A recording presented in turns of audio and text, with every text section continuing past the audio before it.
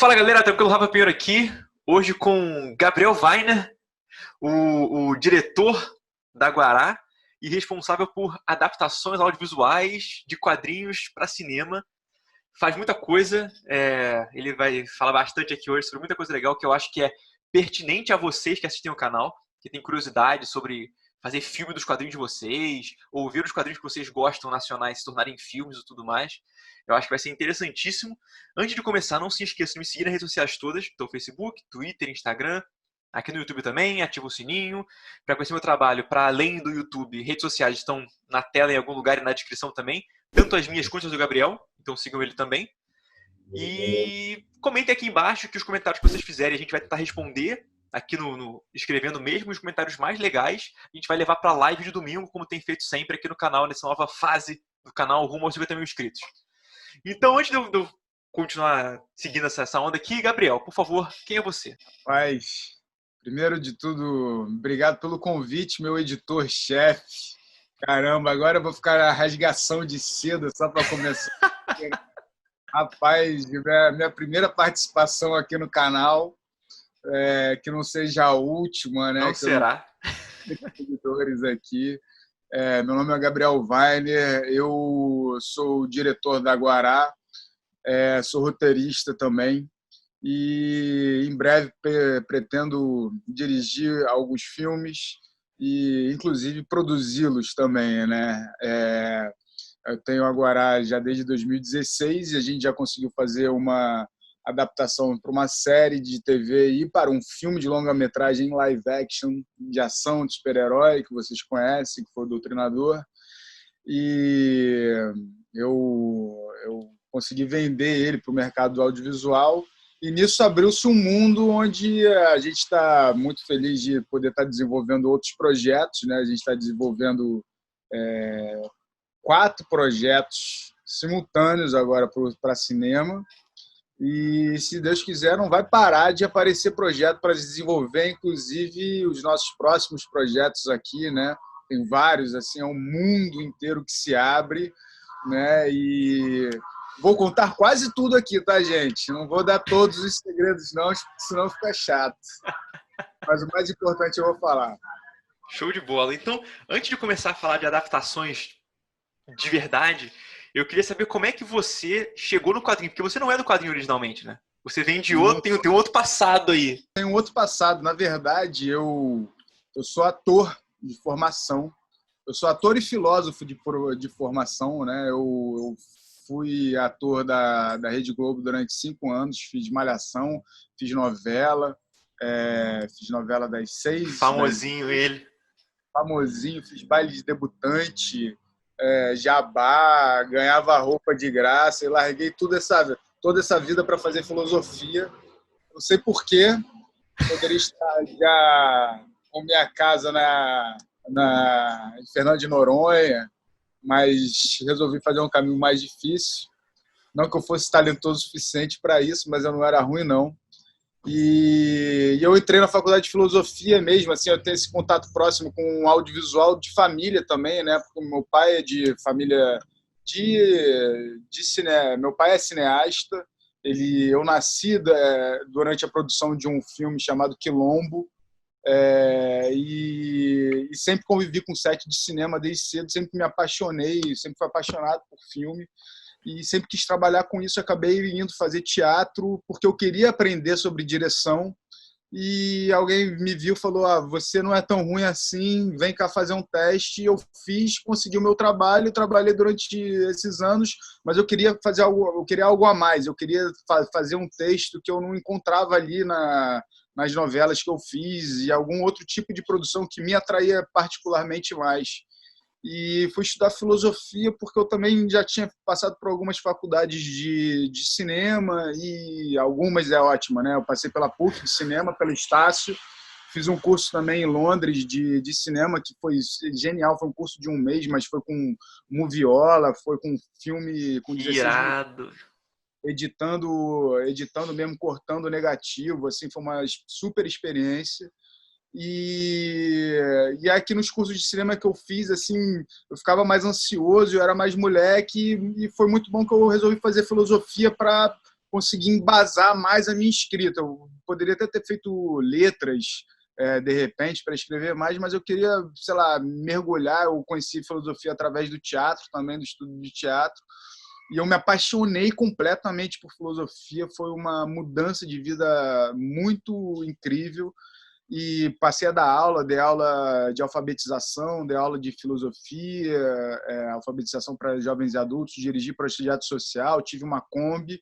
E aí, uma hora eu falei, cara, eu quero montar uma família, ter uma coisa mais estruturada, vou querer adaptar algumas histórias. Falei família, meu filho falou aqui atrás. E aí eu já comecei a desenvolver uns projetos com uma pegada de gênero mesmo, para procurar vender para o audiovisual sem nada a ver com os quadrinhos, sem nada a ver. Então, eu tinha escrito uns 6 projetos armados, isso para colocar em editais, etc.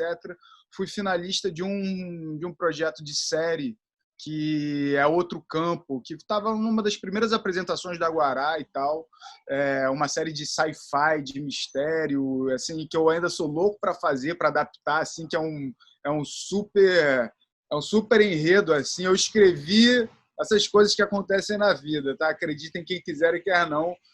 Tem alguma coisa parecida com Stranger Things. E logo depois, no ano seguinte, apareceu Stranger Things. A primeira cena do piloto que eu escrevi é a mesma da menina desaparecendo, a galera de lanterna atrás da mata, mas, enfim, não que Stranger Things seja completamente original, né? São todas adaptações de recortes e de referências, mas já sentindo uma pegada que eu acho que conseguiu unir muito com minha chegada nos quadrinhos, de uma vontade de ver no cinema, no audiovisual brasileiro, uma pegada de filmes e séries de gênero, né? Uma coisa que a gente está começando a ver agora, está começando a ter mais oferta sobre isso, mas ter mais de gêneros de fantasia, de ação, de terror, de super-heróis, assim, uma coisa que a gente não tinha essa demanda aqui não tinha essa oferta aqui no Brasil. Então, eu estava querendo muito por isso. Aí, quando o projeto Doutrinador apareceu na minha frente, a gente conseguiu os parceiros muito rápido por causa do interesse, sobretudo na mídia do quadrinho. E foi aí que eu comecei a ver, caramba, tem uma coisa muito especial nesse tipo de formato, que é um formato que engloba tudo, engloba a narrativa, mas engloba um projeto em si, né? Que é assim, você dá um quadrinho na mão de um produtor, na mão de um investidor, é muito consistente, para o mal e para o bom também, né?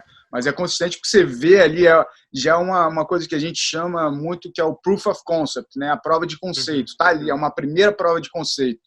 Que quando você não está envolvido com isso, de uma maneira direta, assim, você começa a fazer um projeto, faz um PDF de um projeto de um filme que não tem nada a ver com os quadrinhos, aí você faz uma arte qualquer, você sugere atores que não estão envolvidos, o design de produção não é aquele, assim, se você não acerta a mão no teu projeto, pode ser muito mais complicado, mas quando você tem um quadrinho, né, assim, você entrega pro cara e o cara já, opa, gostei disso, já vi, às vezes a pessoa nem lê, né, porque quadrinho tem uma outra onda, mas vai olhando, vai vendo aquela pegada, vai se identificando ali.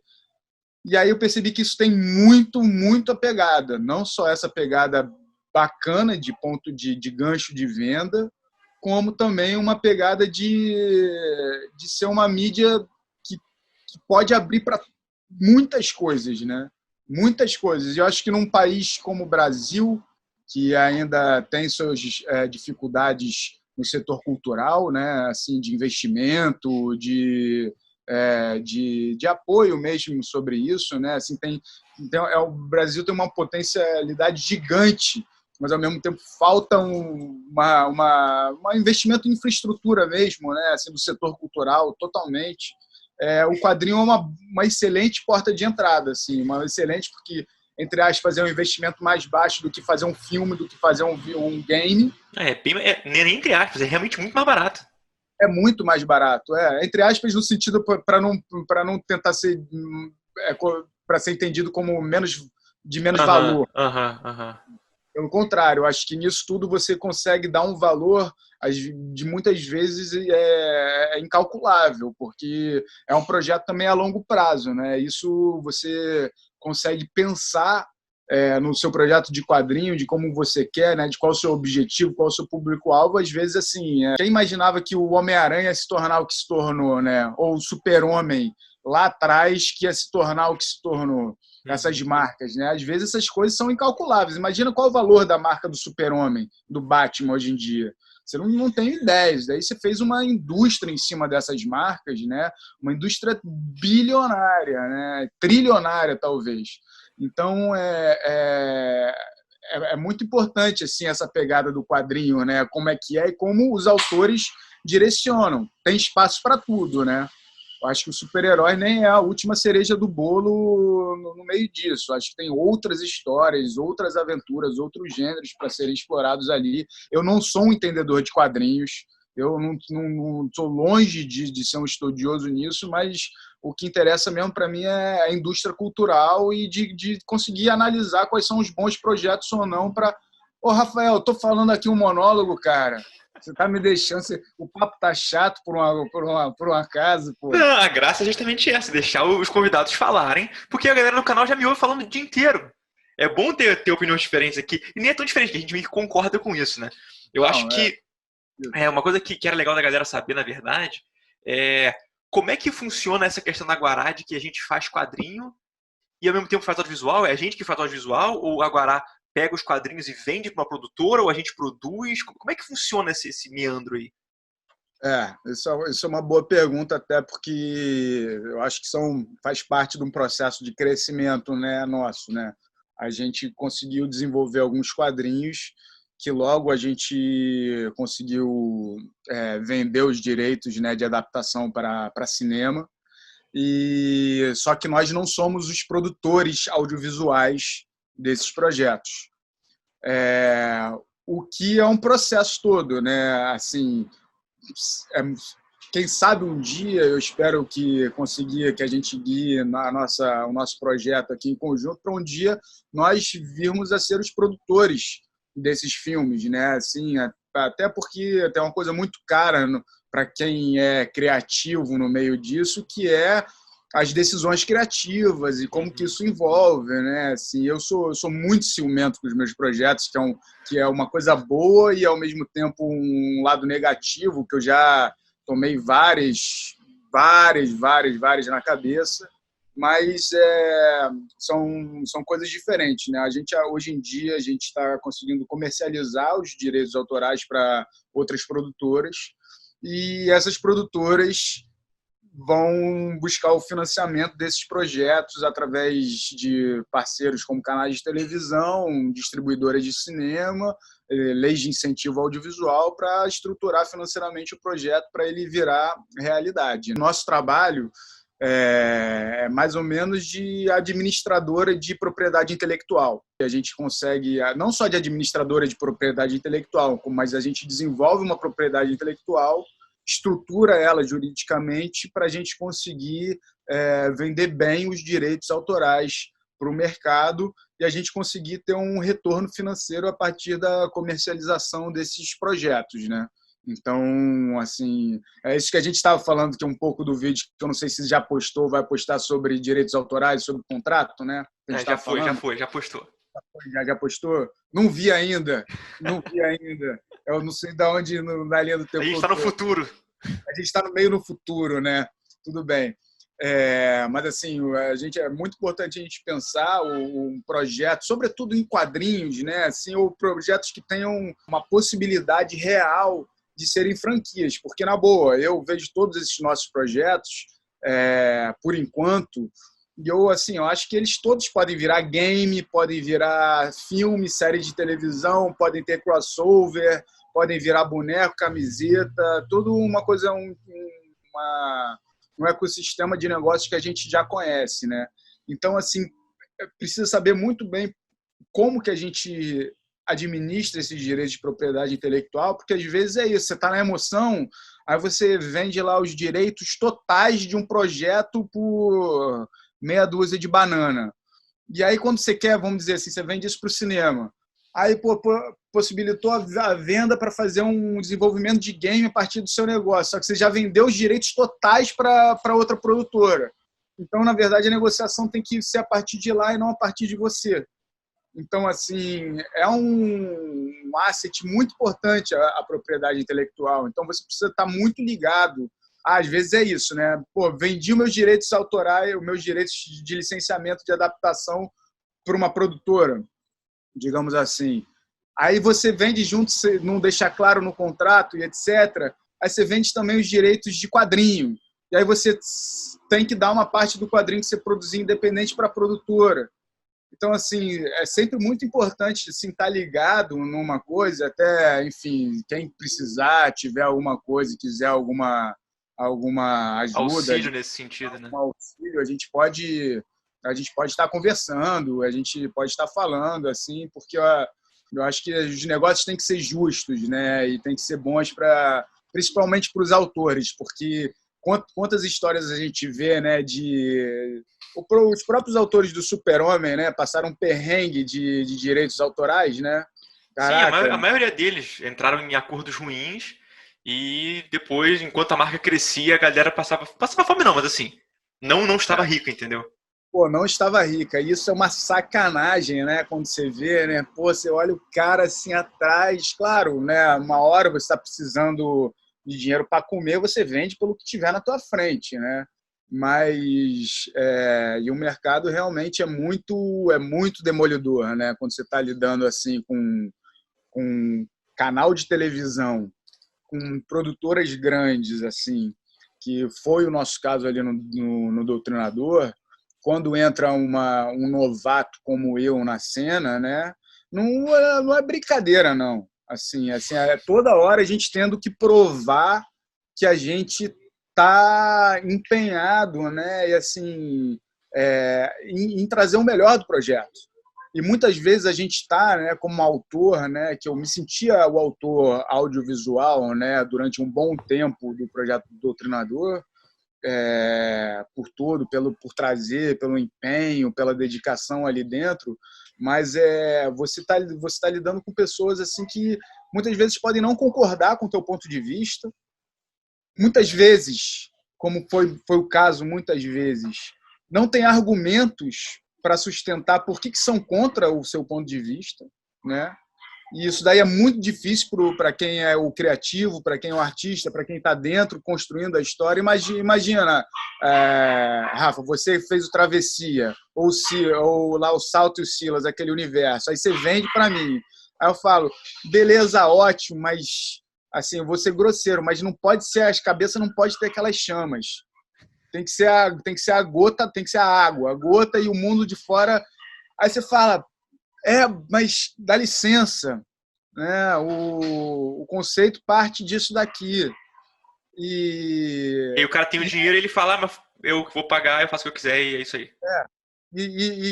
No caso, né, muitas vezes você até pode ter amarrado de alguma forma, porque isso tem todas as nuances das negociações, né? Amarrado que você pode ter ali direito à sua palavra como criativo, né?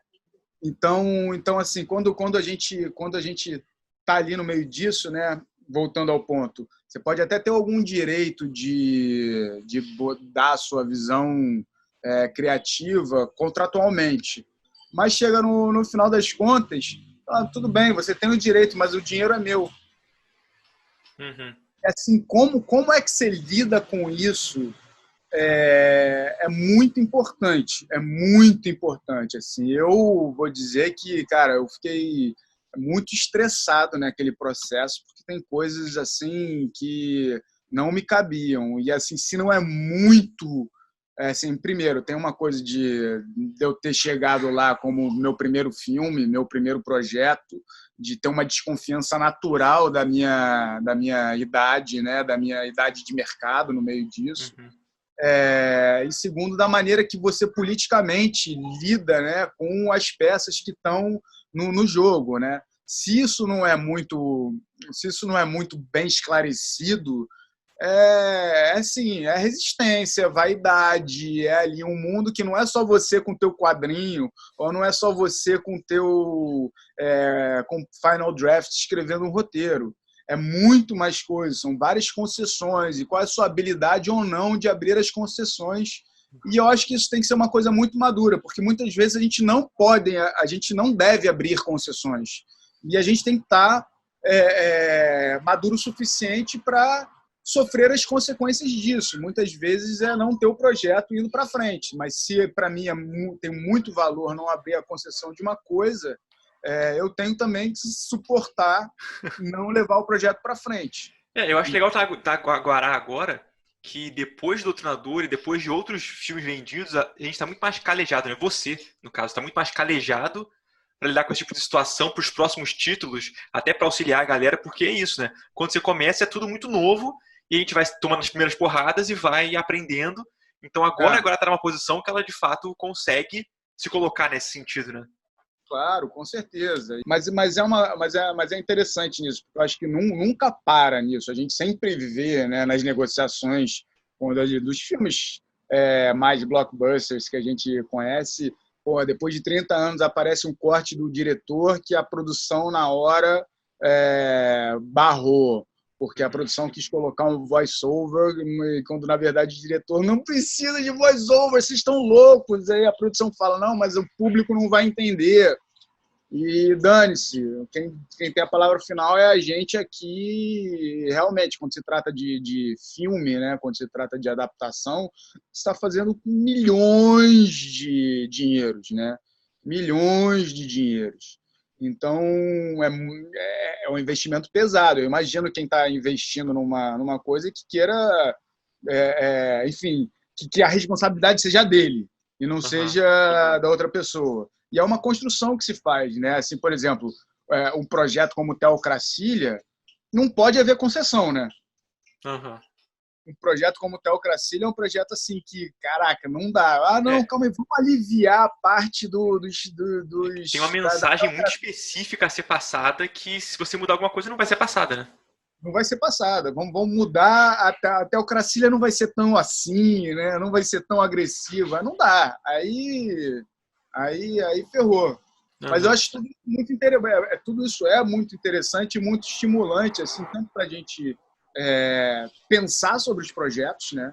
Pensar sobre o que a gente está colocando para frente, que muitas vezes a gente tem uma excelente ideia, mas a gente não consegue empacotar ela de uma forma que seja atraente para um outro parceiro. E para a gente saber aonde a gente quer chegar, porque muitas vezes é isso, a gente tem um projeto, mas que a gente sabe de antemão que ele digamos assim, menos comercial, é mais independente, mais autoral, tem um outro tipo de objetivo, né?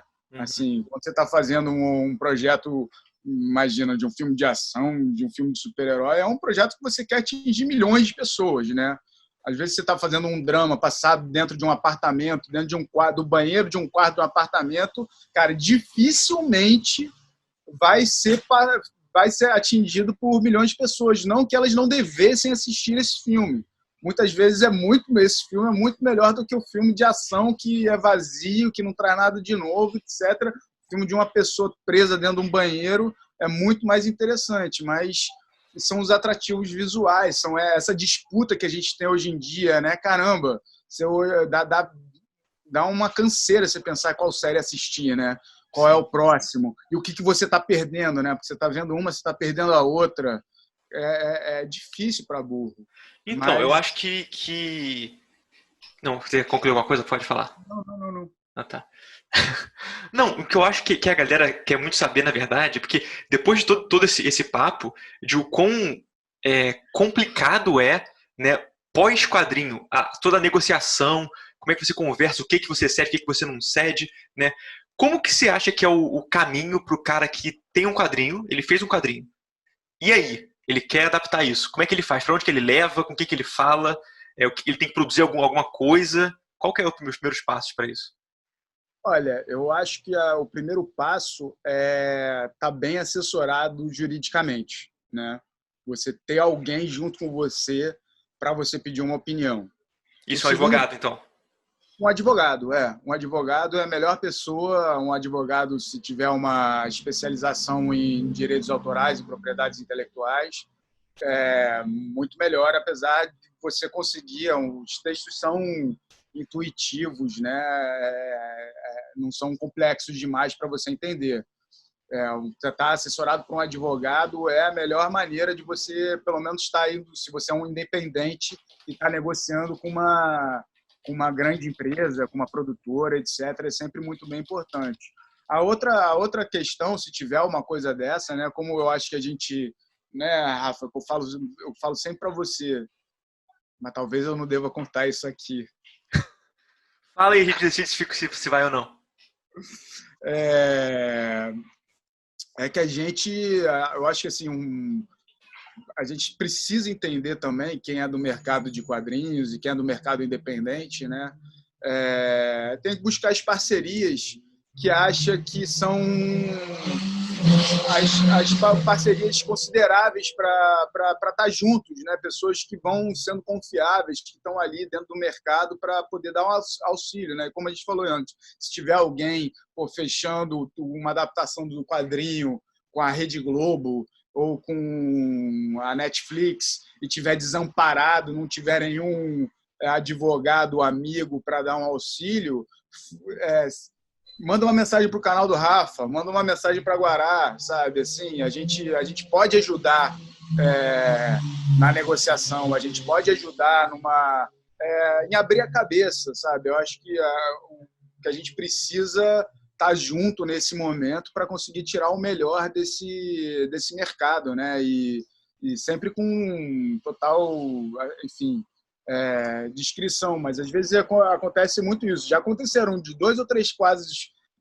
de quadrinistas que viraram: pô, vendi meus direitos para X produtora do meu quadrinho, mas acho que não fiz um bom negócio. Eu falei: por quê? Por causa disso, disso e disso. E esse diretor, como é que é? Mas aí eu pergunto, vem cá, você conseguiu colocar na cláusula que você tinha direito tinha que ter a tua concordância no roteiro final? Não coloquei. Mas você vendeu quais direitos? Você vendeu os direitos para uma adaptação ou você vendeu os direitos para sequências eternas do teu filme? Então, você vendeu por R$ 1.000, você vendeu os direitos do teu filme com todas as sequências incluídas. Você tem direito de royalties de venda nisso? Você tem direito de merchandising dentro do seu produto? Então, assim, são umas sutilezas que é por essas coisas que a galera cria uma grande marca muitas vezes e não consegue monetizar, porque assim, o trabalho do gênio, né, do gênio criativo, do artista, muitas vezes é esse. Pô, imagina, cara, é incalculável o valor do cara que criou o Super-Homem, é incalculável esse valor. O cara podia sentar em Fernando de Noronha, sabe, para sempre, relaxado, se o negócio tivesse sido feito bem. Você quer muito uma casa de Fernando de Noronha, né, cara? Pô, não seria mal, né? Uma casa não seria Fernando de Noronha, porque, enfim, lá é um lugar, mas é o sentido de caramba, né? A gente fica, todo quadrinista que eu converso, todo criativo fala: cara, se eu acertar nessa história, cara, é tipo você ter um ouro na mão que aquilo vai rodar, sei lá, Galinha Pintadinha, né? Isso é um grande case nosso. Detetives do Prédio Azul, né? Todas essas marcas que estão vindo fortes brasileiras, elas passam por isso. Eu não sei se essas pessoas já têm as casas em Fernando de Noronha, né? Mas pelo menos elas devem estar mais perto disso, né? De alguma maneira. Eu acho que o caminho é mesmo esse, né? Então, se você quer adaptar, se você está procurando, ou se você já está procurando e não sabe se é um bom negócio ou não, procurar uma assessoria jurídica. E se você quer adaptar e não sabe como, procurar a Guará, talvez, né? A gente tá meio que de olho nisso. Eu e o Gabriel, a gente tá de olheiro, vendo o que tem potencial ali, caçando, trocando ideia com alguns autores. Então, tenta ser visto, cara. Aparece aqui, comenta aqui embaixo, entendeu? Vamos conversar. Eu acho que o caminho é esse mesmo. Exato, exato. Eu acho que o audiovisual, assim, se não fosse esse momento que a gente está passando, né, que a gente já está há quase 2 anos, perdemos o status de ministério, a cultura, né, a gente está com ministros que entram, que saem, assim, com muita dificuldade em dar um acesso, né? Mas parece que até ontem mesmo foi aprovado um projeto de lei para dar um auxílio cultural gigantesco Eu vi agora esse por auxílio. conta da pandemia, sabe? São essas, se não fossem por essas coisas, a gente já teria já estaria muito na frente, né, em termos de adaptação, não só audiovisual, mas também com quadrinho, né? Se você pensar que no Brasil a gente tem 12 mil bancas de jornais, né? Cadê os produtos brasileiros nessas bancas, né? Cadê os quadrinhos? Onde é que estão? Como é que você faz para estar lá, né? Como é que a gente chega e faz essas histórias? Possibilidade existe, né? Existe a possibilidade, tem que entender, tem que estudar, tem que estar lindo e tem que ir. O lance legal de a gente acompanhar, tentar associar o quadrinho com o audiovisual é justamente isso do orçamento, né? De que a gente falou. Que, cara, por exemplo, pega o PROAC. O PROAC é um programa de incentivo para quadrinhos que tem em São Paulo. Ele libera, são 10 prêmios de 60 mil reais todo ano, né? Com 60 mil reais você faz um quadrinho muito maneiro. 60 mil reais pro audiovisual é troco de pão. Você não faz nada. Você não faz nada. Então, se a gente conseguisse se associar ao audiovisual, como a gente meio que está fazendo com a Guará, né? E usar parte do orçamento do audiovisual, que é papo de milhões, né? Para fazer quadrinhos, para ajudar nos quadrinhos, ia ser uma vitória incrível, sabe? A gente já fez essa iniciativa de ir conversar com os diretores da Ancine há uns anos atrás. A gente conversou com o ministro da Cultura quando a gente tinha Ministério da Cultura, também há uns anos atrás, procurando também fazer política para os quadrinhos brasileiros, né? Aumentar os incentivos, aumentar a produção, conseguir fazer uma junção maior com o modelo do audiovisual, né? Porque o problema todo de alocar quadrinhos dentro da Ancine, por exemplo, é porque é só visual, não tem áudio. Vamos fazer webcomic com som, então. Pronto. É sério isso, se a gente faz um aplicativo, bota o som no meio disso, faz talvez, né, isso pode ser, bota ali um QR Code que você vai para uma playlist enquanto você escuta, né, talvez possa ser um experimento, mas assim, para ter efetivamente isso, porque vira uma coisa incalculável, né, assim, quantas editoras estão investindo em produtos brasileiros, em filmes, em quadrinhos brasileiros, porque isso daí é um projeto de médio e longo prazo, sabe? É um projeto que você tem que estruturar, você tem que fazer. A gente tinha, e se a gente tivesse, como diz, né, a indústria dos quadrinhos no Brasil, ela tem hiatos muito grandes, né? Ela tem momentos de um sucesso comercial estrondoso, seguido por uns hiatos que parece que nunca teve um momento anterior, né? Então, assim, eu estou vivendo os quadrinhos brasileiros agora. Eu vivi um pouco, talvez, na minha infância, com o quadrinho dos Trapalhões, claro, sempre com o Maurício de Souza seguindo nisso, mas o Maurício de Souza sempre foi uma outra coisa, a gente não pode... ele é muita exceção, ele é muito fora da curva. Mas, assim, um hiato que, para mim, nunca teve quadrinho brasileiro. E quando eu voltei nisso e fui ver que os quadrinhos brasileiros tinham um sucesso enorme nos anos 80, cara, até os anos 80 e antes também, e aí com seus ciclos, você fala, caramba, né, se a gente tivesse pelo menos uma linha mais ou menos regular, a gente estaria em outro lugar. E a gente tem que estar esse esforço de ir amadurecendo e de vendo, e estamos aí para isso, tentando se jogar nessa maluquice, né, Rafa? Sucesso. Eu acho que é um papo maneiro, um papo que podia se estender por muito mais tempo. Comentem aqui embaixo se vocês querem ver outra conversa com o Gabriel. Acho que vale a pena a gente continuar falando, porque tem muito mais pergunta aqui, mas a gente já está meia hora falando. Vamos fazer o seguinte, a gente fecha, vocês comentam aqui embaixo o que vocês querem ouvir do Gabriel, ouvir de mim. Que a gente falou um pouquinho sobre adaptação, um pouquinho sobre o processo de adaptar, né? Um pouquinho sobre a Guará também, né? Qual o papel da Guará nesse métier. E vamos conversando. Obrigado, Gabriel. pela sua participação ilustre nesse momento do canal. Não, eu tô guardando uma coisa só quem assistir até o final do vídeo vai ter, né, Rafa? Assim, é uma cereja do bolo que vamos ver quem pega esse easter egg aqui. Mas, cara, eu tô muito amarradão que o roteiro do Santo tá ficando irado. O roteiro do filme do Santo tá ficando iradíssimo, tá muito irado. Já Tá li, muito. já gostei. Ó, E planos para ele não ser só filme, hein? A galera que opa, queria. parou. Parou. Parou. Então é isso, gente. Comentem aqui embaixo se quiserem saber mais, vamos conversar. E os comentários mais interessantes, mais elaborados, vão para a live no domingo. Beleza? Valeu, Gabriel. Valeu, galera.